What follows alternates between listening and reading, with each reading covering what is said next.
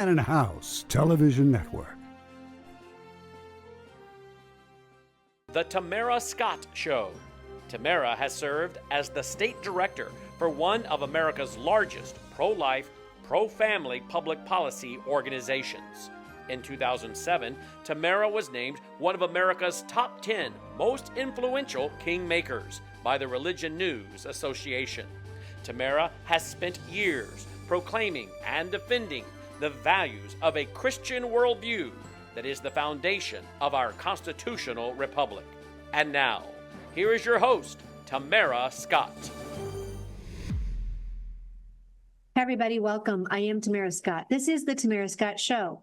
It is Thursday. It is June 25, 26. We're glad you can join us. We hope you live God's word in today's world when the headlines hit home. Why? Because he expects you to live through it. He's directed you how to do it somewhere in his word. There's no reason to be fearful. As Christians, we should not be alarmed and fearful. We should be armed and faithful. Armed with his word, armed in prayer, and in the armor of the Lord in Ephesians, so we're ready to face whatever comes our way. All right, today joining me is Nicole Jansesian. You get to see her on this show quite often. She is our feet in Jerusalem, feet on the ground and eyes over Israel, and we're so thankful that she allows us to travel along and just keeps us up to date on things happening. You can follow her at nickjan.com, nickjan.com. And every so often, I'll see something real time while she's doing it or just closely after. And sometimes it's before the media over here has even caught wind of it or willing to cover it, whatever the case may be, right? So I'm going to hop right to it, but I'll tell you, part of the show, I learned, it's my classroom. But also, I've never met Nicole in person, but I feel like she's a friend, and my heart warms every time I see her across continents come on the show. Good morning, Nicole. Morning, and thank you so much for that. And I cannot wait to meet you actually in person. So let's make that happen. Someday, hopefully this side of heaven. If not, we'll see you on the other side, right?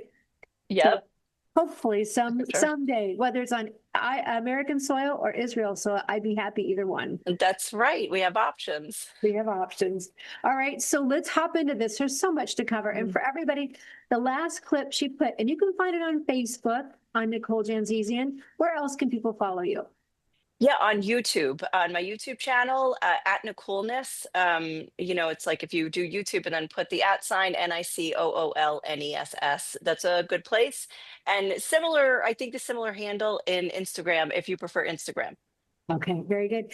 And Thomas is so good. Our shows are available at worldviewtube.com. And then they're about 7 days. They're open to the public. And then they go behind a paywall to cover the expenses of the network, in which we certainly want to do that. So after that 7 days, they go to worldviewtube.com/vault, which is well worth the reasonable subscription fee. You not only get the incredible guests on our show, but you get the guests on every show on this network, as well as Brandon's personal library, all of his documentaries, all of his presentations. Well worth that alone. He just lets the rest of us tag along. So worldviewtube.com/vault.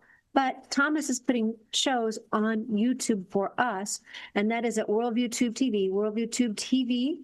And so this show, Thomas, will be one I hope we can get onto the YouTube. I think we'll have lots of folks wanting to share this without worrying about it going behind the paywall. All right. So, Nicole, a lot going on. The recent video you talked about a little bit about the MOU. I haven't myself seen the MOU to go through it yet. We're several days now since it's come out. I've heard various folks talk about it. Michelle Bachmann says, we totally respect Michelle Bachmann. She totally respects the president. She loves this president. She said, I feel like I'm seeing two Donald Trumps, one with precision in the beginning of this exercise, that the precision of the mission and the determination, and then now this one seems like we're working with different people, or something seemed different. So Donald Trump often outthinks us. He often has a method to his madness, and we'll see what it is on this. What are your thoughts? I think all of the Israeli establishment and also in several Middle Eastern countries are most of the leadership are really just shaking their heads. I can tell you as well, just living here, the Israeli public is extremely upset with this MOU. I can tell you a little bit about it. It includes, there's 14 points, and the first point has nothing to do with Iran and the US. It actually has to do with fighting in Lebanon, which is being carried out by Israel and Hezbollah.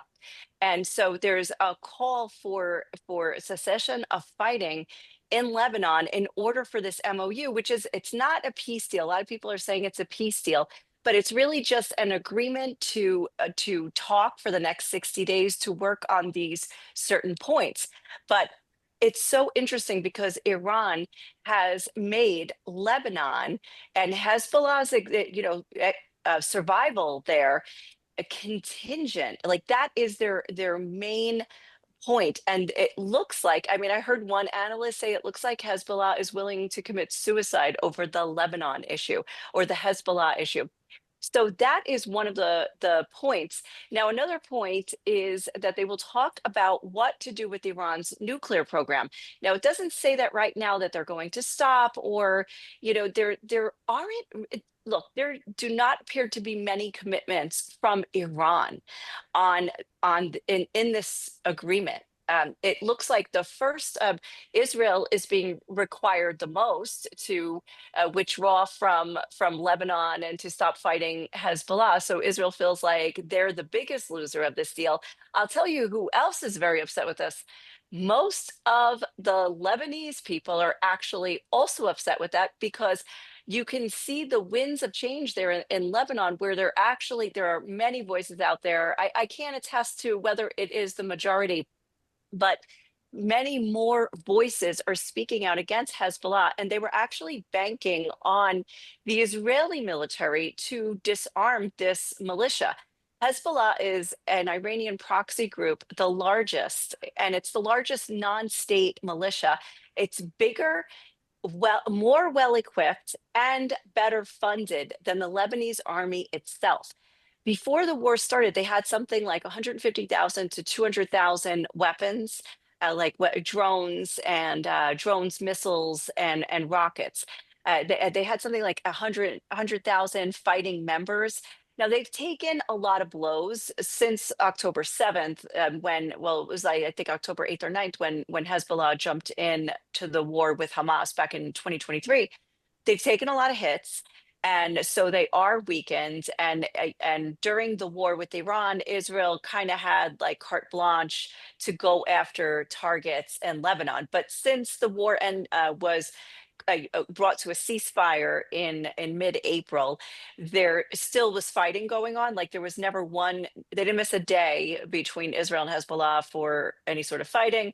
And there were just certain like new rules that go along with the ceasefire, where they can hit, where they can strike. But Israel was going after very specific targets in Beirut and also in southern Lebanon. They've also uncovered several tunnels that were equipped with weapons, and just basically from where Hezbollah presumably was going to be launching incursions into Israeli territory. So the Lebanese people are in agreement in some way with the Israelis that this is not what we want in the deal. Iran is still able to, by the way, going back to the MOU, they're still able to build missiles. They are, President Trump even said, well, of course they should have missiles if their neighboring states are going to have missiles. And they're also now, you hear all the back and forth whether or not there will be tolls on the Strait of Hormuz, which are those shipping lanes that are so vital to the world's economy. But Trump has insisted there will be no tolls, but the Iranians insist there will. And the MOU says there will be no tolls during the time of this MOU. It doesn't say anything about the 60 days. So Iran and Oman are in talks to charge tolls or to have agreements who can go, who can come. They approve who can get through the strait. So that's a big sticking point that everybody agrees on. There's also and feel free to stop me or jump in if you want. Um, but there's the frozen funds that that the U.S. had, Iran's frozen funds. I think $300 billion. Well, there's a $300 billion number. I don't know if it's specifically about that, but the U.S. will unfreeze the funds. Now, President Trump said, it's not in the MOU. He said in a press conference that Iran must use that money to buy U.S. goods, including food like wheat and corn. And Iran says, nobody tells us what we have to do, what we're doing with this money. And we're not buying your food. So that's another thing. And so as you go down the list, now they're talking about letting in nuclear inspectors, international nuclear inspectors into Iran. And JD Vance and President Trump have both said, yes, of course, Iran's going to let them in. And Iran has said, no, they are not coming in. So we have two entirely different stories coming from the US administration and the Iranian government.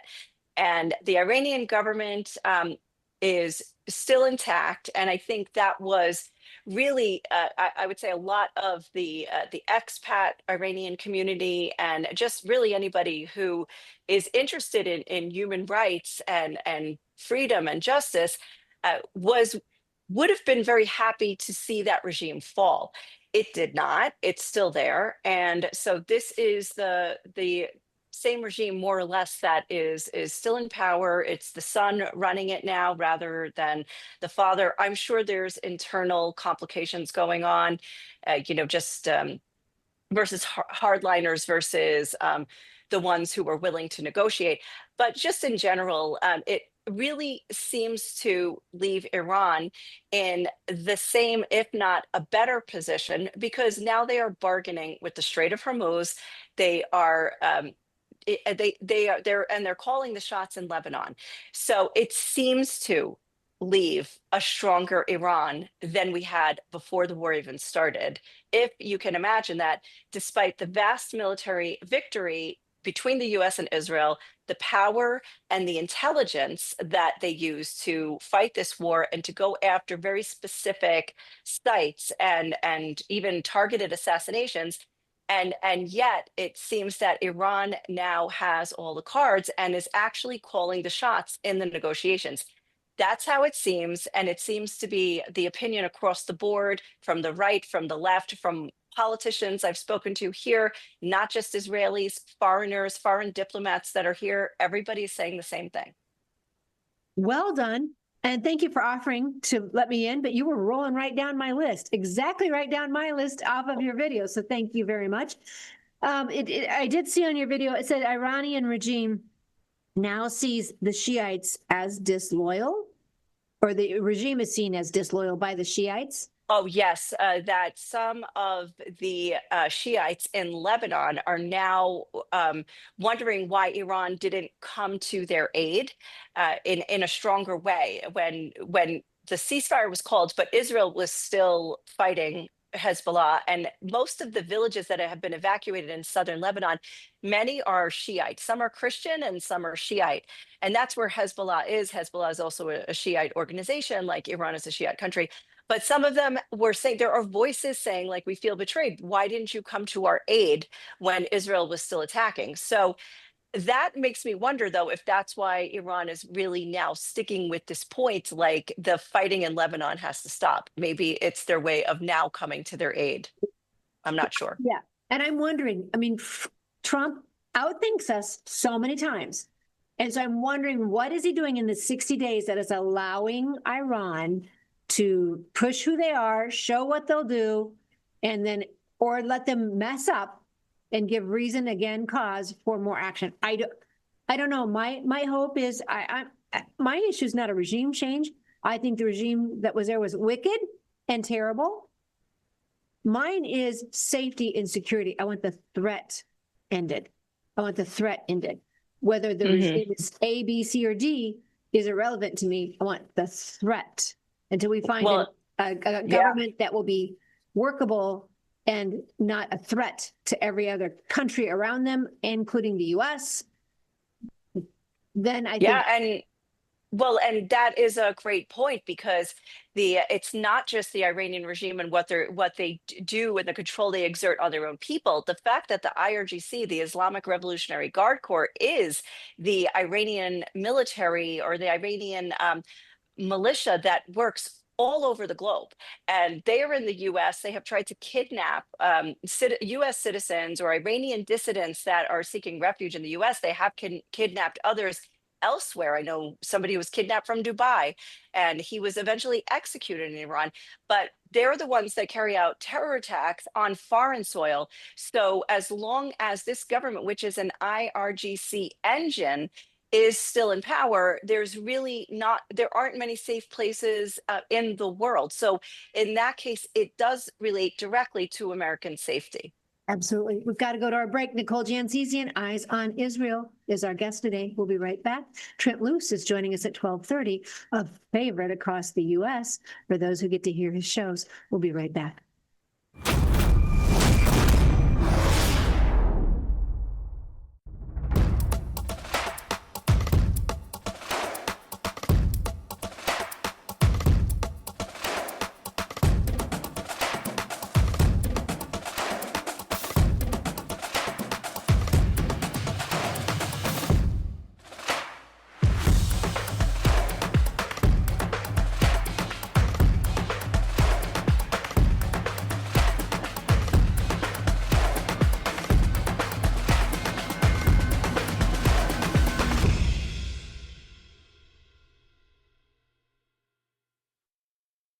I need to tell you about our Bella Grace. The slender little sachet has the elixir with the collagen, astaxanthin, and cat's claw. In 2022, got an award for helping with cognitive function, and in 2023 in the sports arena for active ingredients, nutrition, and format. But the best is what we hear from so many of you. You have noticed better joint health, improved mobility, less eye strain and fatigue, helping with computer vision syndrome, visual acuity, depth perception, alleviating dry eyes, but also helping with your immunity, your stress management, endurance, less fatigue overall, not just eye fatigue, muscle recovery, mental clarity, focus, and gut health. Then there's the fun list. The firmer, smoother skin texture, fewer fine lines and wrinkles, improved skin elasticity, decreased age spots, more even skin tone, improved skin hydration, reduce oxidative stress, healthier nails, less cellulite, hair health, better sleep. Who wouldn't want any of those? Call them beauty items if you wish, but who doesn't want to feel a little bit better or more confident when you're going to present in the public square, when you're going to speak at a city council? And who just doesn't want to feel a little healthier? Maybe they're just byproducts of being healthier. More information at tamara.bellagraceglobal.com, tamara.bellagraceglobal.com. Oh, all right. So we're talking with Nicole. And so Nicole, if you sent some things, did you send them to Thomas, our producer? To your email, I hit Let me reply. look. I'm going to look right now, Thomas, and see if I have something in my box that I can send you. I missed it if you sent it, and I'm so sorry, Nicole. So I'm going to look right now and see if I. That's fine. I was very last minute. I hit send probably 20 minutes ago. Oh, But it's not critical. We can talk about the we were talking about Lebanon because what I think is very interesting, one of the things that I did send you is that talks are ongoing, despite the fact that that Iran is trying to have this influence in Lebanon. Washington is hosting the ambassadors of both Israel and Lebanon for historic, unprecedented talks between the two to hammer out some kind of normalization deal. So that's kind of mind blowing that at the same time that you have the Iranian regime trying to insert itself in Lebanon, you've got the Lebanese government actually agreeing to meet with Israeli officials in public. Now they're still only at the ambassador level. Like you'll see, it becomes more meaningful and significant as they go up the ranks. Like let's say if the foreign ministers of each country will meet, then you know it's really getting serious. And then it will take a while until the prime minister of Israel and the president of Lebanon meet. it will, that will probably take many more meetings, but that basically means that a deal is in hand. So I was kind of surprised that this wasn't canceled, actually, and instead it is going forward. That Lebanon and Israel are continuing their negotiations on potentially normalizing. They've had only hostilities, so it'll be interesting to see where this goes. Especially, this is going in parallel with Iran's MOU and their negotiations with the U.S. So Thank you. And so, very and interesting. thank you. And Thomas, I just forwarded that email on to you because it does talk about the big protest that's supposed to happen tomorrow. Yeah, Tomorrow. And tomorrow. to our viewers, Mhm. Israel's ahead of us about 8 hours. So you're going to be heading to retire for the evening here soon, and it will be Friday. And so this is a protest. So Thomas, did you say if you got it or didn't get it? Okay, if you want to put up that anti-Hamas, there you go, right there. And so now, Yes. So this is very interesting. Just like I'm talking about the voices in Lebanon that are starting to speak out against Hezbollah. Now you've got the voices in Gaza who are risking their lives to protest Hamas. So this one says "Down with Hamas." That's Arabic, and so this was a graffiti that is actually there. So the protesters have actually put out a statement. They're calling it the June 26th revolution, the anti-Hamas revolution. And they are calling on the international media, human rights institutions, and foreign governments to start paying attention. Look at what's happening here. Hamas's authoritarian governance is killing us. Now, these protests have been advertised now for at least a week now. It's finally getting like into my feed, I can say. But the protests and the complaints have been coming out for a little bit now, like a week or 2 weeks, and Hamas's threats have also escalated. So they have said that they will go after the protesters. And they've threatened violence, they have threatened harm, they have even threatened death. So what is happening now is these protesters are saying the ones who want to stop us are living in cement houses. We are living in tents. We don't have enough basic supplies. Our needs are not being met. And so these people are hypocrites. And so they are starting to take matters into their own hands. There are also many Gazans who would be able to get a visa out of the Gaza Strip because of a medical issue. Because Hamas is controlling the system, some of them aren't getting the visas. Instead, they're giving them to anybody they want to get out. And when these people are arriving in other countries, they're being checked by doctors, and doctors saying, well, there's nothing wrong with you. So they're totally gaming the system, and there has not yet been any progress. I mean, you have more progress on Iran, which came and went very fast, and the ceasefire in Gaza is that's been since October. So we've had that ceasefire going on for, what is that, 9 months now, and really no progress in reconstruction. Whereas Iran's already getting their funds unfrozen. So I'm glad you brought this up. Let's go, Thomas, to link 5. It's a video. I'd like to play it. It's from Threads. Paul Smith put it up. He says young adolescents are dancing, celebrating with guns in the streets. Gaza is the biggest psyop they've ever sold the world. Genocide, mass starvation, and innocent civilians. The lie was so powerful that the whole world believed it. Can we put that video up, Thomas?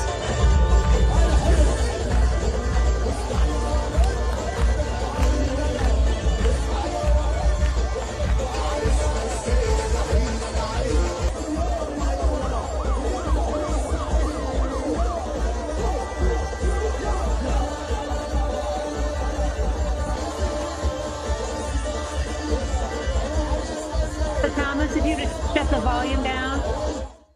Thank you. So Nicole, this was posted on the 21st. That's when I saw it, 21st. This could also be why the folks in Gaza are saying enough is enough. We're fed up and we're going to push back. Yeah, there's a lot of injustice in the Strip. There always has been. People are saying free Palestine from Hamas. Let the Palestinians be free, but from Hamas. Now, I don't know that who these specifically are. I can't confirm their identity, what they're doing, or where they are. But I know that a lot of Gazans are now opening their mouths, raising their voices, and it's not easy for them because of the threats of death and physical harm, but to say, yes, free Palestine, but from Hamas, and then give us the dignity, the human rights, and the basic supplies that we need to just start our lives again. And they've received nothing. So when people say they care about the Palestinians, they have to differentiate between the Palestinians that are running the Strip in a tyrannical and corrupt way, and actually making it extremely difficult, if not impossible, for these people, as opposed to the Palestinians who really want to live in something just a little bit more than a tent, and be able to eat a proper meal. Yeah, absolutely. With that, I'm going to jump to a video apparently from the UN, a young woman's testimony. I think it's incredibly powerful. To a few viewers, if you have small children, you might want to either find them a room to play or step away and watch this at a later point. It's not graphic in the sense, but it is it's heartbreaking. And we need to see it. We need to see it. Let's go to this video, Thomas. Thomas, it is number 2. Special Rapporteur, your report speaks about violence against women. Why is there no mention of Hamas? On October 7, terrorists stormed our kibbutz, murdering, kidnapping, and burning. They touched me and sexually abused me. I was beaten and mutilated before blacking out. I wake up half naked with 7 terrorists standing over me, not knowing what happened to me in those lost moments. I went through days of pain and horror in captivity, and even now the feeling of being powerless and violated still lingers. I came back with a broken hip, a broken jaw, and a scarred soul. People see my face and think that I'm free, but freedom is not a switch. Trauma doesn't vanish once you are released. Now, every air raid sirens and every rocket from Iran throws me back into that hell. On October 7, and in captivity, Jewish women were raped, abused, and humiliated. And you, Special Rapporteur, you choose silence and denial. Ms. Al-Salem, you say there was no evidence of sexual violence on October 7. I'm standing here today, not as a report, not as a statistic. I am a woman who survived. I am the living proof of sexual violence by Hamas. When I, another Israeli woman, begged not to be raped, why were you silent? Please look at me. Do you believe us now? Will you apologize? Wow. Wow, Nicole. Nothing. This is apparently a UN employee, Muslim. Yeah, yes. Muslim. She was like a special rapporteur, I think, on sex crimes or on women's issues or something like that. But yeah, they even though the UN did come out with a report validating incidents and sexual violence and on October 7th and during captivity for the hostages, there are others in the UN who continue to deny it or downplay it. Yeah, that the UN supposed employee, Muslim supremacist Reem Assalam, looked so disdained, so put out, having to even listen to it. I didn't see any compassion there. Maybe she was just uncomfortable because of what she was hearing. She should be. Anyway, Yeah. Closing thoughts for our viewers, and I thank you for coming in from Israel and giving us this glimpse of Israel. No, thank you for having me on. I mean, things are calmer now, but, our eyes are always open because we don't know how the geopolitical shakeup is going to sort itself out, all the way from Gaza, June 26th revolution, to Iran, and whatever's going to happen between Lebanon and Israel. So keep watching is all I can say. Keep watching, keep praying. We'll watch tomorrow when this anti-Hamas protest is to take place. Keep prayers up as we tell you, pray for truth to be revealed, falsehoods exposed, and those with ill motive or ill gain be made known, that justice can be done. That lets God do it. We don't know, but God does. Nicole, thank you for joining us. Thank you so much. Thank you, Tamara.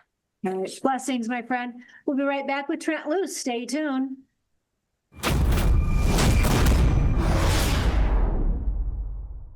Do you like drinking toxins that could cause cancer, inflammation, and all kinds of other autoimmune diseases? Of course you don't. Well, much of our water in America is full of toxins. That's a proven fact. WorldviewWater.net. WorldviewWater.net is your solution so that you can drink good, clean water. In fact, I give it to all my 3 fur babies, all my 3 dogs. I have one under my kitchen sink, one of these filters, as well as on my shower. WorldviewWater.net.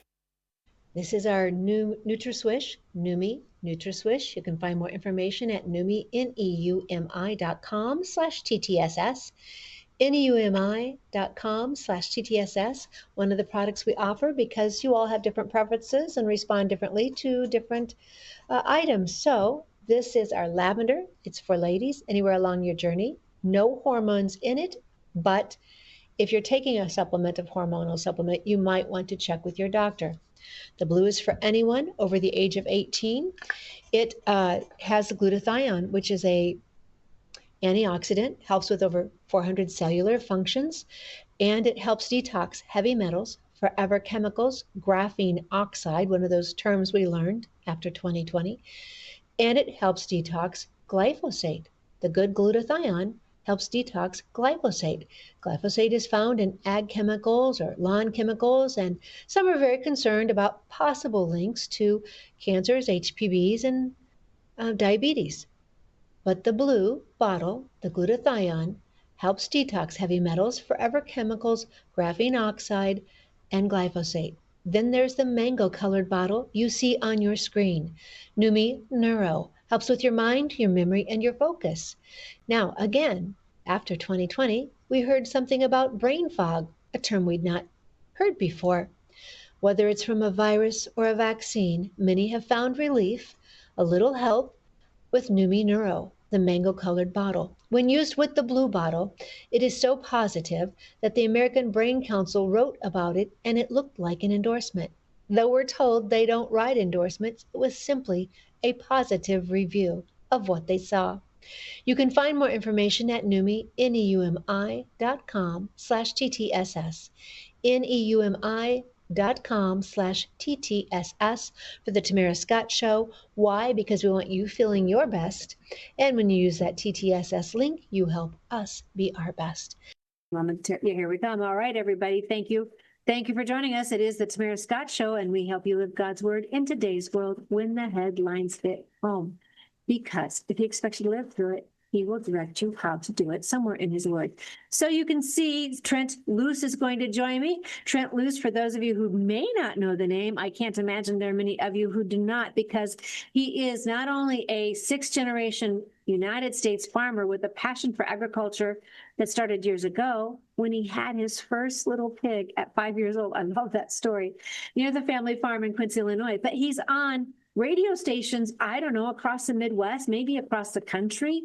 He's the voice of reason and on ag issues, but also on freedom and just liberty.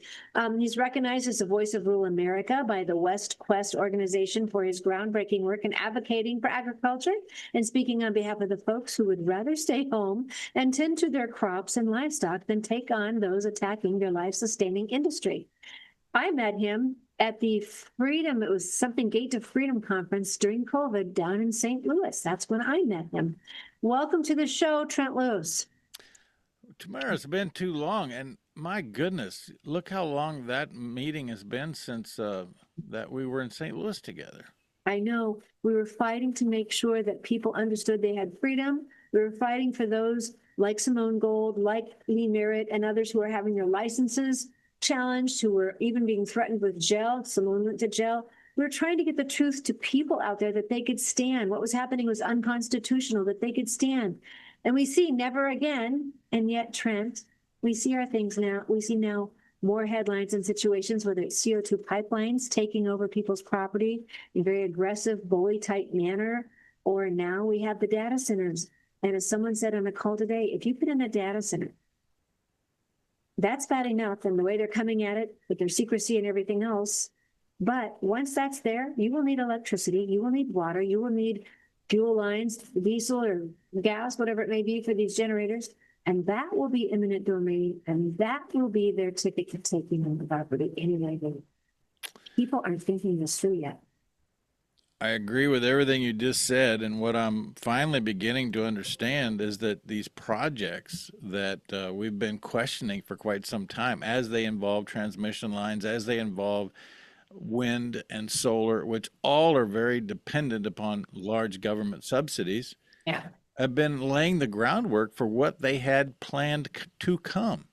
And this AI data center, I just want to start with the biggest misnomer I have, because I'll get into conversations and people will say to me, well, I appreciate AI and I want to be able to utilize that. And I don't want China to have all control of all of it. Tamara, as you well know, and I'm sure you remind people on a regular basis, China today has less than 400. We have 5,300 that are in working and action. But here's the biggest part of this whole story. My phone rings nonstop with people from Florida to Nevada to Kansas. Kansas has got some bad stuff going on because of legislative action that their legislatures did a year ago. We have proposed AI data centers everywhere, almost in every county. And of the 5,300 data centers that are currently in operation, they're only utilizing 17% of the capacity. So if we're only using less than 20% of the capacity of what we have currently, why are we in a race to build all of these AI data centers? And it leads us into one of my favorite places, North Dakota, which we had some action this week that I think you want to talk about. Actually, it was yesterday at 5:02. Was this the press conference? No, the press conference was this morning. The press conference was this morning. All right. Yes, yesterday at 5:02. 5:02 yesterday, Daryl Lease, who is the host, and we co-host K-Fire Cafe. I'm on every Thursday. Daryl's on Monday through Friday. Unless Daryl needs to take a break, then I would sit in. And I've been doing that for 7 years on the K-Fire Cafe, a live program on K-Fire out of Bismarck. Fantastic signal, a radio signal, AM radio. And immediately after his show yesterday, which I'm not on Wednesdays usually, he got a call and said, today was your last day. You're done. No, hey, we're going to make a change in a couple of weeks. July 1st would be a good time, effective immediately. And Daryl called me because I should be on today from 3 to 5. And he said, well, you don't need to worry about K-Fire Cafe. They just canceled it. I said, what do you mean cancel it? They canceled everything, the whole programming. We're going to make a change. And for 22 years, Tamara, I've been doing Dakota Trails and Tales on K-Fire from 6:30 to 6:50 for 22 years. I had not received a call, so I'm like, I wonder if it's going to affect Dakota Trails and Tales. But I already had it posted, and then at 6:40, I started getting texts like, why aren't you on tonight? Well, I don't know why I'm not on. So I sent an email to Todd Mitchell, who's been a good friend. He's not the part of the problem here. And he said, check your email. So I had received an email that Dakota Trails and Tales K-Fire Cafe had been canceled due to programming changes. Let me just tell you what I know, and then people can infer whatever they want from that. That happened at 5:02 yesterday. And Daryl and I have been very vocal for property rights, not against things, for property rights. And when you don't put property rights first and foremost, and you come at people with easements that don't work, and then you threaten people with eminent domain, we're going to get loud. And we're going to get loud and say, hey, is this what is best for the people of that county? Because it all comes back to townships and counties. 5:02, he gets that call. I get an email. This morning, we learned after the fact, I learned it after the fact, there was a press conference. And I talked to a senator who I confide in North Dakota on a regular basis. He didn't even know about the press conference till the last minute. There was a press conference that a joint committee has been formed today for AI data centers and their development. This just happened today. That's all predicated upon 1 week from today, Donald Trump is coming to do a ribbon cutting in Medora, North Dakota, on the Theodore Roosevelt Library, Presidential Library, which I've been voicing my concern about as well, because I don't like what's happening there with that particular project. But we all know that Donald Trump has been the #1 champion for AI data centers. In fact, in the Big Ugly Bill, tried to eliminate local control, states' rights, and saying whether they're going to permit a data center or not. That got pulled out thanks to 17 governors. And then there just continues to be almost a monthly executive order eking back into the opportunity for this to be a federal issue instead of controlled by the states or the counties. And so, Tamara, that's kind of the past 24 hours of my life, in addition to taking care of some critters. And I did have an excellent litter of 8 pigs born last night. So there's the good news. Sir, you did this perfectly. It's not like you don't have a career on radio. Time, I told you the break, you just rolled that all into one. We will be right back after this break with Trent Loos, and I hope you're hearing what he said. There's some concerning information there. Silencing voices of the people, voices of freedom, voices speaking up for property rights, you know, those rights endowed by our Creator. Stay tuned. We'll be right back with more Trent Loos.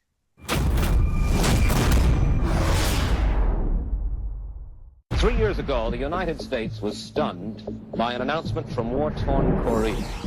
U.S. Army Private David Hawkins and 20 other prisoners of the communists had become turncoats. They had renounced their own country and disappeared behind Red China's bamboo curtain. What had you heard? Well, only what our Chinese captors had told us, how great they were working toward socialism, and the great strides that they were taking, bettering the life of the Chinese people who for so many thousands of years had lived a life of oppression under various governments.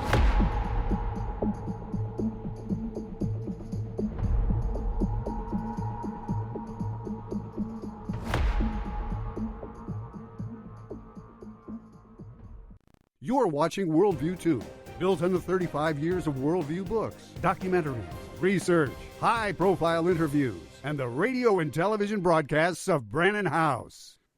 All righty, here we come back online. Thank you all so much for staying tuned with us. Trent Loos is my guest today. I was just asking him off air, where all can you find him? So Trent, tell our viewers, if they have not got to see your show, where could they find you? And of course, you've got Trent Loos. Is it TrentLoos.com or is it LooseTalesMedia.com, and Loos is LOOSTALES.com. Tamara, please be careful when you search Loose Tales that you spell it right, or you'll be on a site that you may not want to be on. Thank you for that little concern to everybody out there. Trent's last name is LOOS. That's how you want to spell it, Loose Tales. Yeah. All right. So where can they find you? So LooseTalesMedia.com. I do post most of what I do every day. Loose Tales is a 3.5-minute look at the people and the places in rural America that truly make it what it is, and how American agriculture and domestic food production is a means of national security. And that's the real story, Tamara, is that we in the United States should not be importing $50 billion more in agricultural products than we export. We have all the resources, we have all the potential for the infrastructure, and I want to repeat, imported $50 billion more in agricultural products than we exported in 2025. And we're not coming close to fixing it. In fact, we're going to set a record in 2026 for $6.1 billion in beef, a record 17% increase from last year, which was a record. $6.1 billion in beef imported into the United States. And we have the USDA using this new world screwworm as a debacle to completely decimate the beef industry. And I stand by that big statement. If you watch the actions and what has taken place, there is no other answer. I remember reading that we were going to do something with Argentina. People were upset about some type of promotion for Argentina over our own domestic beef producers. And Trent, we all see it. The packing plants, the livestock, the manufacturers seem to be making money. The prices go up, but the farmers continue to hurt worse. And so I don't know what's causing that. You could be able to speak to that. But to me, it all comes back to wanting people out of farm production, food production, because I think they want a food scarcity issue. You nailed it. In fact, there are pontificators circling around the World Economic Forum with the current chairman, Larry Fink, who you know is the CEO of BlackRock. And that crowd of people is talking about by 2035, 60% of dietary protein in the world will come from a lab, not from a farm. And they're trying to replicate. And here's where it gets really concerning, Tamara, is that you have a lot of discussion about meat packer monopolies. We talk about that. Everybody talks about that. The USDA has recently said, we're going to investigate these meat packer monopolies. What do you mean you're going to investigate them? Tyson and JBS Swift just paid a fine of nearly $88 million, nearly $100 million, because they were caught price fixing. There is no investigation. The path is very clear. But I wanted to walk through that because 3 of the largest 6 investors in what we'll call fake proteins produced in a lab are the meat packers. Cargill's number 2, JBS Swift, and Tyson are all in the 6 top investors in the world in this cellular grown lab meat. It's not even meat. It's fake. It's completely fake. It does originate from an animal, and they add beets and they replicate the cancer process to make this work. In South Dakota, I just want to give you an example of how ludicrous this is. In South Dakota, in 2026, the Senate and the House both passed a bill to call fake proteins adulterated food, so that it could not be manufactured, sold, or processed. Governor Roden, who is currently running for governor of South Dakota again as the incumbent, vetoed the bill. And he vetoed the bill because the South Dakota governor's economic development gave $69 million to Swan's company, which is now owned by South Koreans, to invest in fake lab grown protein in Sioux Falls. So you have economic development systems, which have become the real evil of the whole situation here, which is why the AI data centers are at the forefront. They're getting too many of the taxpayer dollars that they should not be getting, and we need people to stand up and be more common. And that's why it's such a big blow to North Dakota, is that Daryl Lease, leading this show, K-Fire Cafe, gave the listeners, gave the viewers, gave the citizens of the state of South Dakota. We actually K-Fire broadcast into 5 states and 3 Canadian provinces. It's a powerhouse signal in the northern Great Plains, and the format and the platform was open. Anybody can call in. Anybody can say what they need to say or want to say. It's one of the last bastions of public exercise of the freedom of speech. Look how many meetings, Tamara, are not even allowing a public comment period anymore, even though they open a meeting by saying, we run this meeting by the Open Meetings Act, and then they violate it by stymieing people. There's a Darren in Tulsa. It wasn't in Tulsa. It was in Rogers County, Oklahoma, who got arrested for speaking 7 seconds too long. We're trying to stifle the people, and that's why Daryl and I were taken off of K-Fire, is because we were allowing the people to speak. We were covering that spot in Oklahoma. We've been covering the fact that NDAs have been used, the secrecy behind these, and I don't know how that fits with a constitution when you are elected by your constituents to represent their concerns constitutionally, and you're instead hiding them under NDAs and secrecy. I just can't think that that's even constitutional. I've talked to constitutional attorneys on this who tell me they don't think it is either, but of course it will take a lawsuit to get to the bottom of it. I can't believe the blatant way constituents are being treated or mistreated by their elected officials.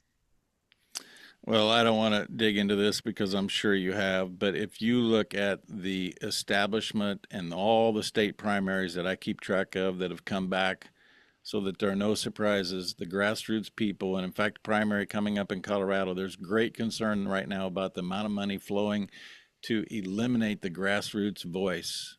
This is a calling to all people to say, I'm not going to stand by and be quiet anymore. I've been keeping my own peace. You must engage in the process. There's a good word to all of us. Some of us have had our primaries. For those who have not, You must get out and vote. And don't just vote. Be informed. Do your research. Don't listen to the pundits. Don't listen to the consultants and even the ads. It's not what they say. It's what they show you they will do. Trent, anything else you want to show our viewers before you head out in 3 or 4 minutes? On this day, 150 years ago, the Cheyenne and the Sioux took care of Custer and 260 of his men in his regiment, 3,000 Indians, because the government reneged on a treaty. And when the government found out there was gold in the Black Hills of South Dakota, they said, oh, you know what? That's not going to be your land. The same type of activities happening today. And however we handle that is going to be up to us, but it's going to take the masses and people uniting to say, we own this land. We're not going to comply with what the World Economic Forum wants. You'll own nothing and be happy. We're going to take a stand and draw a line in the sand right here. Absolutely. And to everybody out there, we talk about this nation right now in this 250th year. We're celebrating our heritage, our legacy, our Judeo-Christian foundations. But what that was our strength, our courage. It was the faith of many of our founding fathers that caused them to have the courage to stand. And they paid the price, their fortunes, their futures, their families. We could stop a lot of this before we're at that point, but we're going to have to rise up. And Trent, you and I were talking earlier today, and I said the phrase, it's from one of our founding fathers, that the idea of a republic, if we can keep it, is a few watched by the many. And then I said to you, but the many are too few. We need more of you out there with us, watching and acting and paying attention. If we'd all do a little more, then we wouldn't be in such dire straits, and we wouldn't be in a situation where a few just can't do it. They need help. No matter how good your candidate is, they will not win without people getting behind them and coming out to vote that day. Trent. Tamara, where can thank people you find for continuing to be a voice for freedom. God bless the veterans and the farmers who feed us. Thank you for everything you do. I have to tell you, I'm disappointed and I'm disgusted to hear we're not going to hear you on some of those channels that I think it was iHeart, 5 states.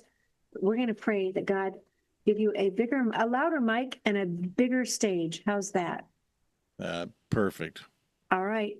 To everybody out there, yes, to everybody out there, you can find Trent Loos, as he said. Watch the spelling, LOOS, loostells.com, loosetailsmedia.com.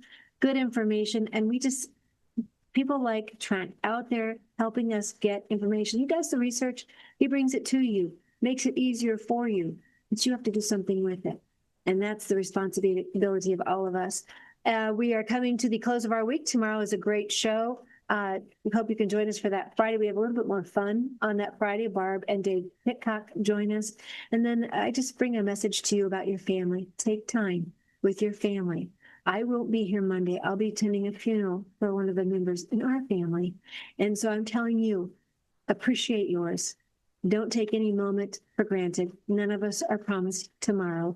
And make sure you know where your forever will be through faith in Jesus Christ. As we tell you, live boldly, love better, laugh bigger, be encouraged, and never be complacent.